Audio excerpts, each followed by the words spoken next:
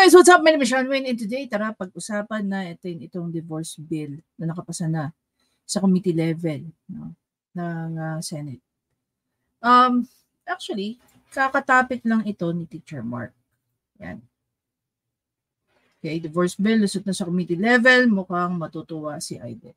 Ayun yan dito kay Teacher Mark. So, na-discuss nila yung mga opinions. Yun lang maganda sa mga live is nakikita natin right there and then yung mga opinion ng mga tao. So halo-halo guys ang opinion ng mga tao tungkol sa pagpasa sa committee level ng divorce bill. Bigyan ko na kayo ng heads up. I am a pro-divorce person. Okay? But that doesn't mean na bawat paghihiwalay is something that I agree with. Okay? Later on, pag-uusapan natin saan level ako mag-a-agree at hindi mag-a-agree sa isang paghihiwalay ng mag-asawa. Okay. Another thing is, even before we go ahead at panoorin itong video na to, which malamang sa maraming nang nakapanood kay Teacher Mark, which by the way, please, I highly encourage everyone na panoorin nyo rin, no, para mas makita nyo rin po yung mga real-time reaction ng mga tao. Ano ba ang pagkakaiba ng divorce at saka ng isang annulment? Base po sa isang abogado na aking kakwentuhan madalas. Sisimplify ko lang po ang definition ng divorce at saka ng annulment. Ano ba ang kanilang distinction? Number one is, at yun lang ang malinaw na dapat yung maintindihan na malaking pagkakaiba nila. Ang annulment po, pag kayo po ay nag-file ng isang annulment, laban sa inyong annulment petition. Lumalabas po pag nag-grant ang inyong annulment. Okay? Parang hindi kayo nagpakasal. Total dissolution. Lalabas na hindi kayo naikasal o nakasal kahit kanino man. Okay? So gaya nga na na-discuss a while ago, yung mga nagiging anak niya, nagiging illegitimate child right after that. Okay. Sa iba nga daw, pag naging illegitimate ang inyong child, dun sa succeeding marriage mo, ina-adapt ngayon. Kung ikaw yung babae, ina-adapt, basically sa pareho. No? Ina-adapt nung bagong spouse, kung gusto niyang gawing legitimate child, ang mga anak from the previous marriage. Okay? That's one thing. With divorce kasi, sa divorce kasi, lalabas naman doon na ikaw ay naikasal. Pero yung paghahati ng ari-arian, custody, and all the shebang, nandun. Same thing with annulment. Sa annulment, pag-uusapan yung hatian ng ari-arian, pag-usapan ang mga bata, ang custody, ultimo utang, pinag-uusapan. No? And pagdating kasi sa ownership, very typical kasi lang nating naririnig is conjugal property. Isa lang po yan sa mga, which is we can discuss it kung i-request nyo po yan sa ating comment section. No? Kung ano-ano nga ba ang mga klase ng ownership between sa mag-asawa. Which, by the way, pwede po kayo mamili. And, another thing, no? Masama ba ang pumirma sa isang prenup? Depende yan. So, pakinggan muna natin itong divorce bill na inano ng Inquirer and then pupuntahan po natin itong Senate bill na to. Okay? Then, i-compare po natin ano rin po ang grounds ng annulment dito sa Pilipinas para mas lalo nating ma-appreciate yung batas. Is it really for us? Or is it really something na special sa mga specific na tao? Kung saan naroon ang Santo Papa ang mga bansa na walang batas ukol sa diborsyo. At makalipas ang ilang taon na pagsusulong, naaprubahan na sa committee level sa Senado ang panukalang batas para payagan na ang diborsyo sa Pilipinas. Lumusot na sa Committee on Women, Children, Family Relations and Gender Equality ang Senate Bill No. 2443 ang pinag-isang mga panukala ni na Senators Risa Hontiveros, Rafi Tulfo, Robin Padilla, Pia Cayetano at Amy Marcos na ang layon ay maamyendahan ang Family Code of the Philippines.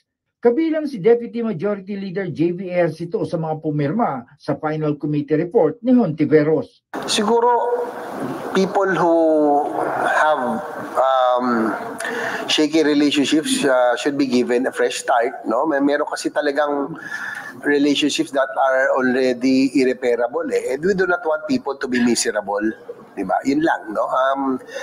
But of course, we are a Christian nation. Ang ano talaga natin, that's why it's difficult to have an annulment. But ito, we'll just hear, no? We'll just, yung pagpirma naman doon is just for it to be discussed on the floor. Diba? We'll weigh the pros and cons before finally deciding. Anya, personal ang kanyang dahilan at naniniwala siya na ang lahat ay may karapatan sa second chance. Marami rin ako nakikilala na who are separated or estranged. And the bottom line is people don't deserve to be miserable, di ba? Gusto naman natin maging masaya lang eh. So if it's irreparable, irreconcilable, then I guess we have to give people second chances on their lives, no? Paglilinaw na lamang din ni Ejercito na naninimbang pa rin siya sa panukalang pagkakaroon na ng diborsyo sa Pilipinas at ang kanyang pagpirma ay hindi nangangahulugan na sang-ayon na siya. Yes, it's not. No, if you sign a committee report, it also means that you want to hear both sides so that it can be discussed. It can be brought to plenary for discussion. So it's not final yet. So far, I'm still weighing options, but again. Okay guys, while we're here dito sa part na to, ang committee report po is just like giving the bill a chance na pag-usapan para sa mga susunod na hakbang even before a certain bill ay maging batas. Okay, nandiyan pa yung first reading. Sa first reading po, magkakaroon po ng mga debate, no? Or second reading yun. Magkakaroon po mga debate yan, botohan, whether or not yung yung bill na yan ay dapat maging batas. So mahaba-haba pa po sa totoo lang ang pagdadaanan niyan. At maraming pang mga obstacles along the way. Okay? Ang mag-aano dyan. Isa na nga dyan si Villanueva na isa daw, born again Christian o Baptist, na tutol na dito. As I mentioned, yun nga yung gusto ko. I do not want people to have miserable lives. No? I am considering because I guess everybody deserves to be happy. That's what we want. Diba? We want as much as possible to have to keep families together. Kaya there are circumstances that relationships sometimes turn sour and become irreconcilable. Dahil mayorya ng mga Pilipino ay Katoliko, sabi ni Ejercito, ito ang dahilan kahit wala pang diborsyo sa Pilipinas. Dagdag pa niya, maaring noon ay hindi pa handa ang mga Pilipino sa diborsyo. Ngunit sa kanyang palagay sa paglipas ng panahon, maaring nag-iba na ang ihip ng hangin. Dati kasi hindi yan talaga papasa, no? Because we are not ready. But times are changing, no? And yun nga, everybody deserves second chances kasi kahit sa mga maraming movies ganun, hindi lang movies, Netflix sa papanood, in real life will make it difficult, no? Also, kasi nga gusto natin umasa pa. Pero si Majority Leader Joel Villanueva na isang born-again Christian pastor, nagsabi ng hindi magbabago ang kanyang posisyon at ito ay tutol siya sa pagkakaroon ng diborsyo sa Pilipinas. Ang kanyang tanging... Okay, while we are here, kung kayo tatanungin ko guys, no? Ano ang mas favorable para sa iyo? Halimbawa, ikaw bilang ikaw ay magulang.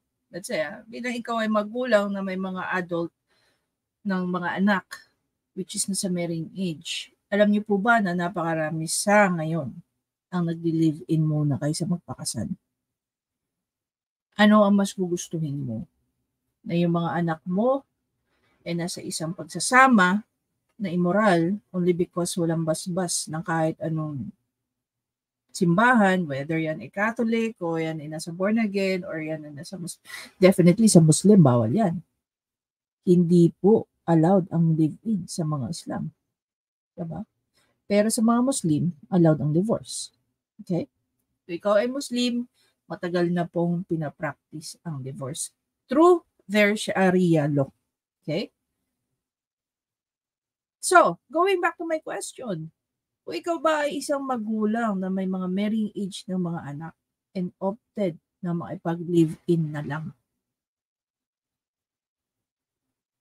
okay ka ba doon? O mas okay ka na meron tayong divorce bill or divorce law na mas gugustuhin mong makasal ang anak mo at kung talagang wala na, no, wala nang pag-asa ang pagsasama ng anak mo at ng manugang mo, meron silang option to go on for a divorce. Kasi at the end of the day, guys, kung ikaw ay nakipag-live-in ka lang, babae pa rin ang kawawa dyan. Hindi ko sinasabi 100% in most cases. Dahil meron din pong babae, iniiwan ang kanilang mga asawa para din sa ibang lalaki. Hindi po tayo magpapakasanto-santita dito. Yan po ay totoo. Yan po ay nangyayari sa society natin ngayon. And it is one of, sabihin na lang natin, not so spoken issues ng society natin. Mapababae, mapalalaki, nagluloko. Hindi lang po puro lalaki. Diba? Anyway, going back. Pinapaboran ay maging madali kahit sa mga mahihirap nating kababayan ang annulment. Okay, dito papasok guys. Ano ba ang definition? O ano ba ang distinction ng divorce at saka ng annulment? Both is dissolution po ng marriage. Yun nga lang, with annulment, lalabas doon na hindi ka talaga kinasal. Pero may mga anak ka. Sa divorce, naikasal ka. Pero pwede kang mag-asawa ulit. Okay? Maraming concern kanina. What are those? Number 1 na dyan yung baka daw maabuso. Guys, maraming batas ang naaabuso. Maniwala kayo sa hindi. Sabi pa niya, may mga senador na pumirma sa final committee report upang mapag-usapan na sa plenaryo ang panukala. Dagdag pa ni Villanueva, kung wala na ang pagmamahalan sa relasyon at nangingibabaw na ang galit at karahasan, dapat lang talagang tulukan na ang pagsasama, ngunit sa pamamagitan lamang ng annulment. Ano ba guys difference? Alam nyo ba, gaya kanina, may nagsabi, mahal daw ang annulment. Yes, totoo po yan. Ang annulment po ay umaabot ng milyon. Sa tingin nyo, ma-afford yan ng mga kababayan natin na sa laylayan ng lipunan na halos hindi nga makabili ng bigas? Dapat nga affordable ang pagpapakasal. At the same time, affordable din ang pag-dissolve ng marriage kung talagang hindi na nag-work ang isang union. Diba? Pumirma din sa committee report sina Senate President Pro Tempore Loren Legarda, Minority Leader Coco Pimentel at Senator Grace Poe. Jan Scosio Radio. Okay guys, pag-usapan natin ang divorce bill. Okay, para mas lalo nyo ma-appreciate. Okay, so ayon nga dito, it was introduced and submitted to the committee. Okay. By Hontiveros, Tulfo, Padilla, Cayetano, and Marcos. Senator Amy. Saka na natin i-discuss tong guiding principles. Punta na tayo ngayon dito sa, siguro importante na matakal natin o madaanan natin ang absolute divorce. Refers to the legal termination of a marriage by a court in a legal proceeding requiring a petition or complaint for divorce by one or both parties, which will have the effect of returning both parties to the status of single for legal intent and purposes, including the right to contract or a subsequent marriage. Okay. Child custody refers to the parental authority and care of a child as declared by a proper court when the parents of a child are divorced. Grounds. Dito tayo. Ito guys yung pinaka-importante. Grounds. So ano nga ba ang grounds? Okay, letter A. 5 years of separation, whether continuous or broken, without a judicial degree of separation, provided that when the spouses are legally separated by the judicial degree under Article 55 of the Family Code of the Philippines, a 2-year period from the time of issuance of the decree of legal separation will suffice.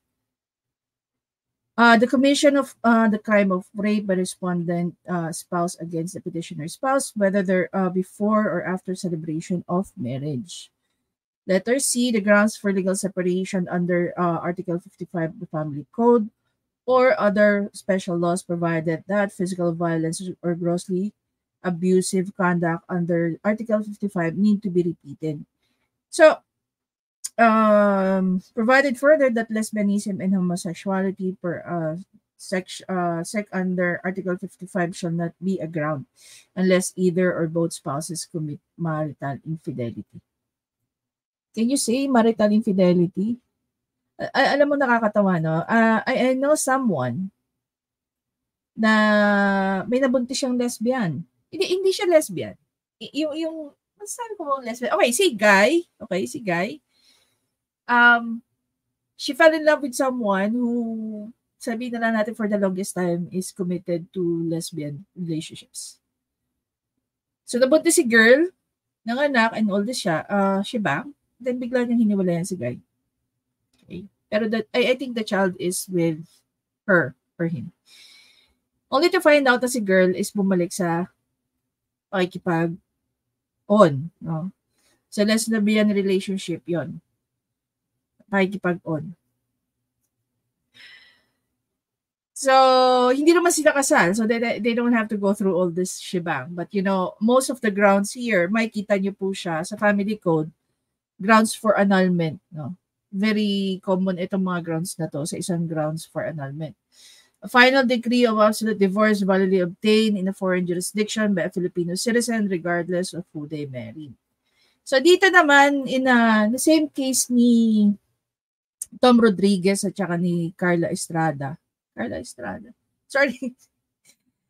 Abellana. Si Tom Rodriguez po ay isang US citizen. So kahit kinasal sila rito sa Pilipinas, kaya niya pong ipa-annul ang kanyang marriage sa Amerika by applying, or by putting a petition for divorce.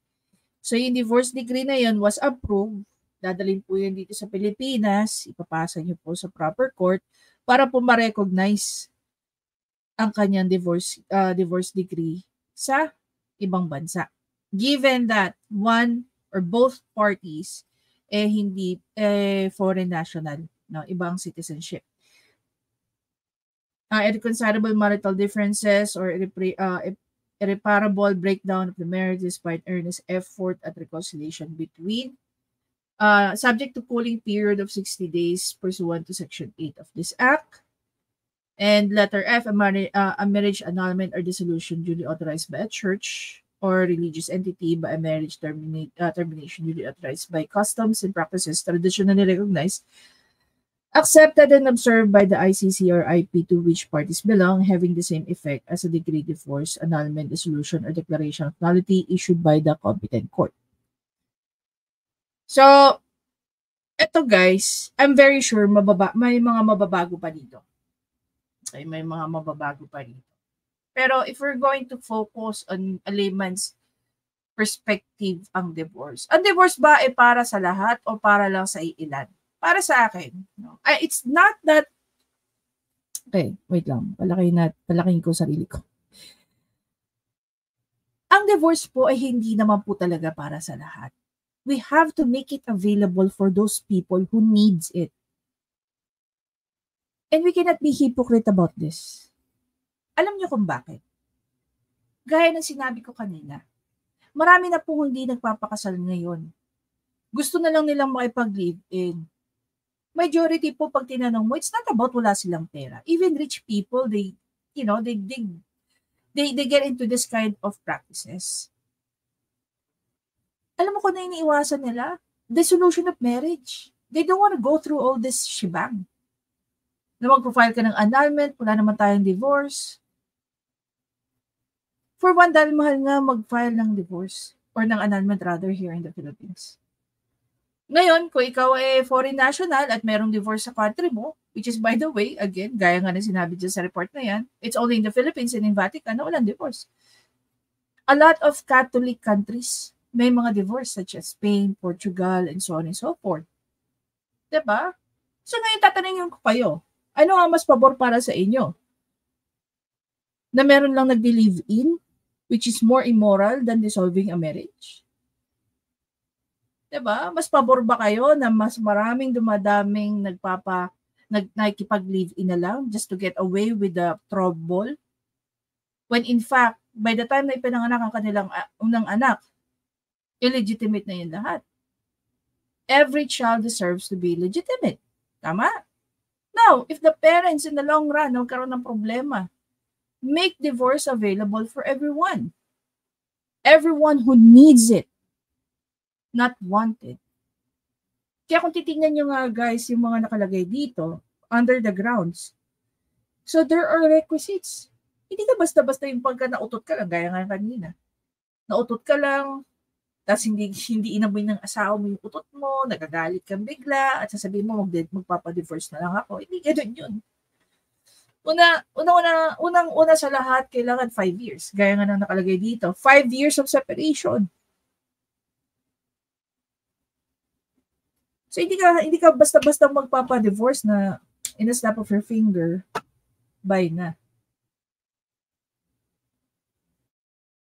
Diba? Hindi siya ganun kadali. Hindi ganun kasimple. Mas madali pa magpa-annul eh. I remember I have one client. Client ko sila sa photography. So, nung first meeting namin, she's very young. She's younger by, I think, 15 years sa akin. Bata pa talaga. Ngayon, hindi rin siya bata. Merong age na tong taon to, ha? Ngayon, itong si client ko, silent millionaire. Yung pagka-silent millionaire, filthy rich sila. Nagpabinyag ba naman sa yung simbahan sa may Forbes Park, tapos yung reception sa Shangri-La at the time. It was pre-pandemic when that one happened. And nakwento niya sa amin na, ayun, habang bata, ay mga kasama ko sa mga bata pa. Naku, sabi niya, bata pa kayo, huwag na kayo magpakasal.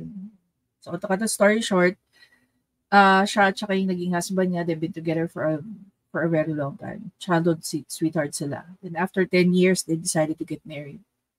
So, 10 years na yun, guys, ha? Hindi naman sila nagkaroon ng anak. Hindi naman siya nagpakasal dahil nabunti siya. Hindi ganun yun. Nagpakasal sila because they wanted to. So, after having the second child, parang nagising na lang tong si guy, no? Na hindi na raw niya mahal si girl. And then all of a sudden, without much drama, nag-file ng annulment na si girl. See?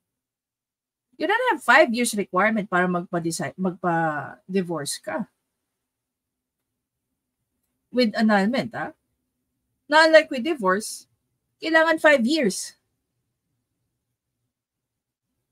5 years na kayong hiwalay, saka lang nila i-grant or saka ka lang sabihin mong masasabing ikaw ay pwede mag-divorce, no? Mag-file ng divorce. So, yan pa lang malaki na yung difference. Ang tanong nga, gaya kanina, ang tanong nga, magkano kaya ang magiging fee pag ikaw ay nag-file ng divorce? Sa totoo lang, wala pong kahit so far sa pag-aaralan namin. And one of the discussions under ethics namin, wala naman pong dinidictate na price. Wala naman pong tariff na, pag yung kaso mo kriminal, ito yung presyo mo. Kung kaso mo civil, ito ang presyo. Wala pong ganun. Magdedepende po yan sa magiging kaso, sa abogado.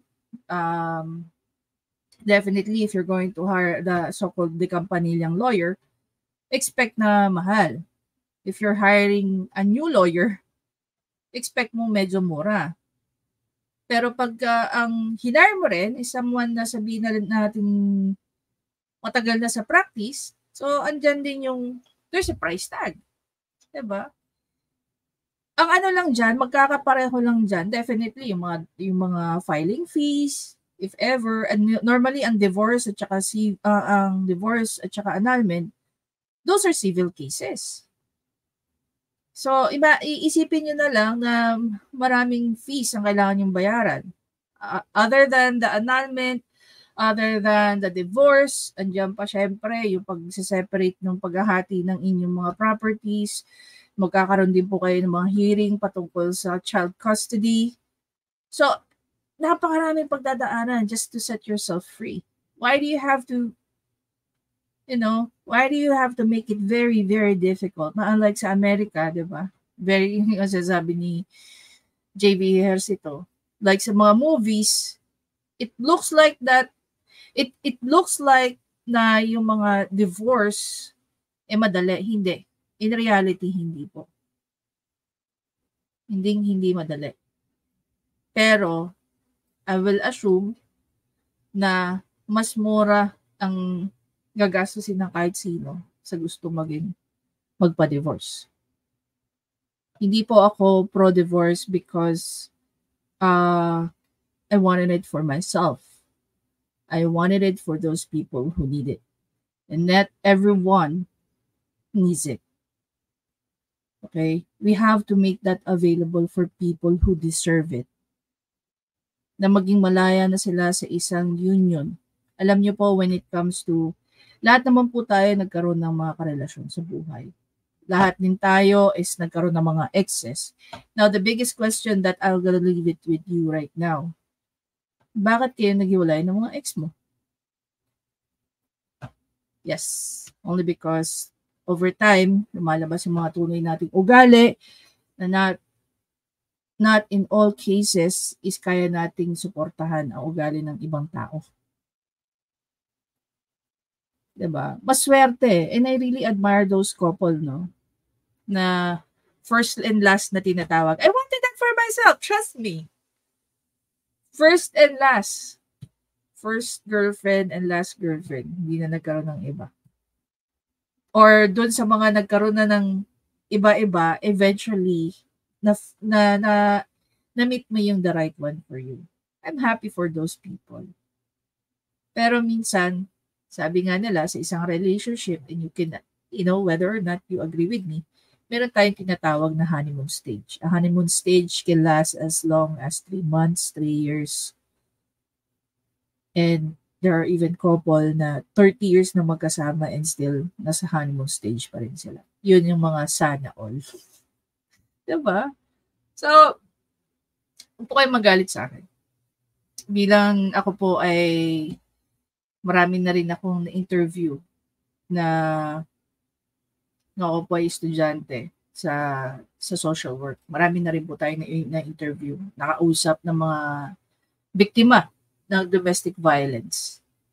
So, yun lang. Sila yung iniisip ko. That they deserve freedom from a relationship na mapanakit at hindi nakaka-grow para sa kanila. Kung iisipin natin yung epekto sa mga anak, mas lalo pa ngayon. Kasi, gaya nga ng laging sinasabi, o ano nakikita ng bata sa matatanda, ginagaya nila. So, hindi rin naman natin gugustuhin na yung mga anak nating lalaki ay gagayahin yung mga tatay nila na nananakit ng babae. Or, yung tatay nila, okay, which is nangyayari to, pinagsasamantalahan ng kanilang mga kapatid na babae.